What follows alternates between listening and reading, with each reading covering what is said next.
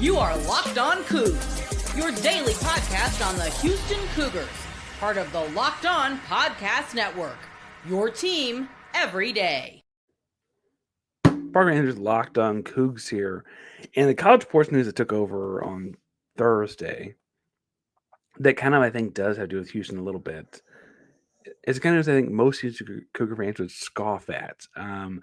Texas Tech landed another 5-star, this one time a 2026 kid out of Georgia by the name of Guyton. And I don't really want to talk about Guyton, his recruitment, that he's out of Georgia and Tech stole him from Georgia or whatever. That people assumed he was going to Georgia till Tech got involved. I don't know what the price tag on him is. Like the Ojo kid we heard of in the summer was $5 million or something.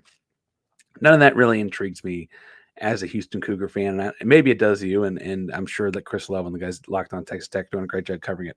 What's interesting to me is that Texas Tech's recruitment process, where they essentially just outbid everyone, has a lot of SEC fans up in a tizzy.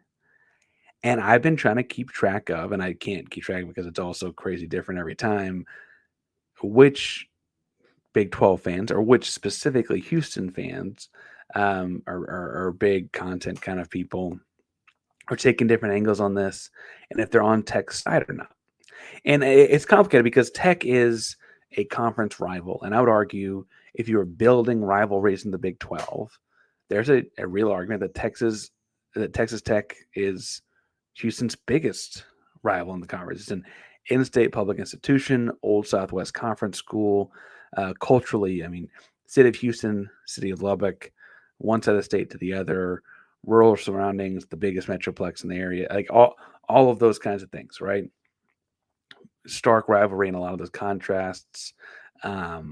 Totally get it, right? Totally get it. Also, what's worth, I'd argue that Tech has done less with more over the same window that Houston was doing more with less, right? And I get some of those contrasts as well. And I frankly think that's part of the reason I'm not super worried about the fact they keep landing these 5-stars. It's like there's a really good chance they still go 8-4, right? They in a post-Leach world, they hadn't done better than that very often. And even with Mike Leach, and as much as I think very highly of Mike Leach as football coach, frankly, I love the just being off the wall and different and just bucking the norm and all that. They didn't have as much success with him as they should have either, right? But they land these 5-stars and they land these high-end kids. They've got a top kid in 2026, a top kid in 2027. They got eyes on another 2026 and eyes on the 28, and they've got these things set up, and they're just essentially outbidding folks with NIL money because they got a billionaire oil tycoon that played there and is willing to spend it. And I think it's funny that the SEC is all upset about this. And I kind of think that Houston should side with the Big 12. Houston people, for the interest of Houston, should side with the Big 12 people on this for a couple reasons. And I don't think people are. For one, I understand that's hard to root for a rival or whatever. But this is a Big 12 school claiming a seat at the table. It's the SEC and the Big Ten want to poo-poo this conference a lot and talk about how they're this and that. And the SEC and the Big Ten talk about the Big 12 at their media days, directly or indirectly, as far as like ranking the conferences and that schedule's not like ours and da-da-da-da-da. And we put the players in the pros and we have the players. Well, now Big 12 schools are getting those players. Houston gets to put a fence around Houston and claim Keyshawn Henderson and Jaden Warren and Paris Melvin and all those kinds of things. BYU did their stuff. Utah's done their stuff. Tech is now doing their stuff. You can't say I had the players anymore. Big 12's doing that, right? I think that we should be cheering that on because that's debunking an argument the SEC's made as for why the Big 12 doesn't deserve more seats at the table. I also think it's for what it's worth. It's proof of concept. If you build it, they will come. And if you build it, it might be building on a bank account. But if you build it, they will come, right? Houston's building other things, the $160 million football facility and stuff like that. I also think it's worth pointing out that it creates a team that you can beat and kind of pound your chest about. So like if Houston gets to the point where they're beating Tech, it's like, look, they built this roster of 5-stars and we beat them. I think that puts a team with a bunch of 5-stars on your schedule in a way that you want, because you want to prove it on the football field. I also think, and this is I don't think being talked about enough, and this is probably where I'll leave it.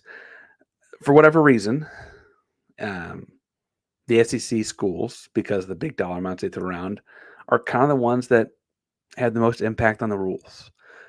They can shift the landscape by throwing a fit. We've seen that happen in the past. Wham, wham, wham, I want my way, I want my way. The NCAA does something about it, right?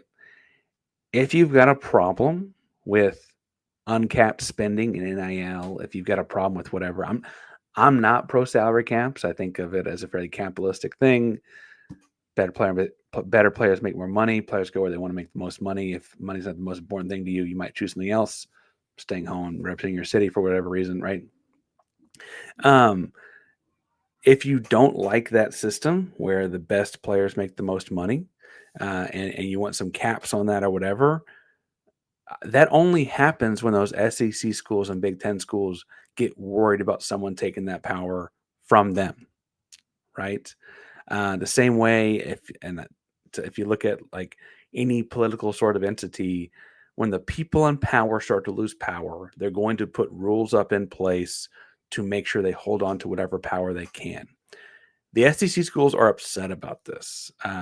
You've got coaches complaining about it. You've got fan bases irate. There are people saying that Congress needs to step in about what Texas doing, what Texas Tech is doing, in terms of like just outbidding folks at the last minute, right? And I don't know that I agree with that, but I do think that if you've got these gigantic institutions in terms of dollars and cents, ironically arguing that someone is outspending them for recruits and that needs to be stopped, as silly as that argument is, it feels like the first step in several towards doing something. So I feel like if you want change in college football in that instance, if you want the Big 12 to gain the respect that it deserves, if you want, frankly, the beat them on the field aspect of school like this to be on the field for you to go play and beat, I think there are lots of reasons to be pounding your chest saying Big 12, Big 12, Big 12, the same way the SEC has said SEC, SEC, SEC for so long now when these kinds of things happen. Now that's externally. Obviously, it's kind of stinks that they go to Tech or whatever. You got to play them a couple of times a year. Wish they would go to Houston. But ultimately, I do think that this is a good thing for the conference, and I think that it's a good thing for Houston because it's a good thing for the conference. I don't think it's got to be more complicated than that. And so when you see SEC fans or whatever at the workplace water cooler, or whatever, like, I can't believe Tech did this again. Like, Big 12 did it again, huh? And like, I think you could wear it as a badge of honor there, in those kind of instances. And I don't think it's crazy to or to be discriminate between what is a Big 12 win and what is a Houston win in that instance either, because truthfully, the SEC has been treating things like that for a long time. The SEC bottom dwellers will cheer on Alabama's dynasty as if they did something about it besides get run over. I don't know. I thought it was interesting to see so many Houston fans and content creation kind of accounts as well on the train of like, oh yeah, this Tech thing's ridiculous. Like, no, it's kind of in our favor. Maybe I see things differently. Now, a couple things I do see. One, the trivia question from yesterday about how many players have been selected in the first round of the NFL draft. Answer that is 15 players in the first round of the NFL draft at the University of Houston. I had the first one I could find is Elmo Wright from 1971, wide receiver. Most recent being Peyton Turner in 2021. Tomorrow's trivia question will be answering on Monday at this point, I guess. We talked to some about the basketball season starting. Talked to some about point guards. Fun match between Miles Uzan and Josh Hubbard. So the question is, what is the program's single game assist record? The men's basketball program, Houston Cougars, what is the single game assist record, and do you know who holds it? We'll talk about that on Monday at the end of the day, at the end of the show that day as well. Locked On Cougs, primarily Locked On Podcast Network, your team every day. Go Cougs.